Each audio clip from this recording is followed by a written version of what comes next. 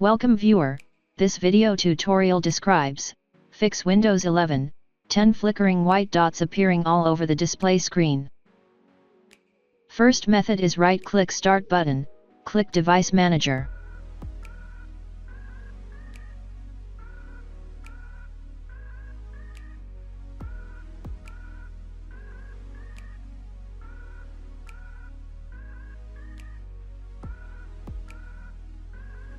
Right-click Display Adapter, click Properties. Click Rollback Driver.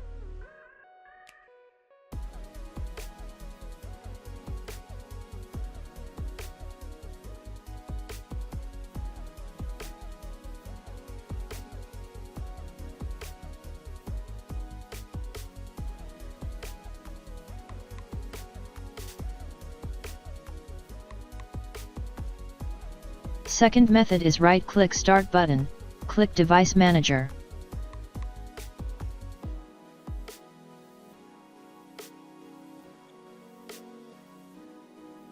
Update Display Adapter.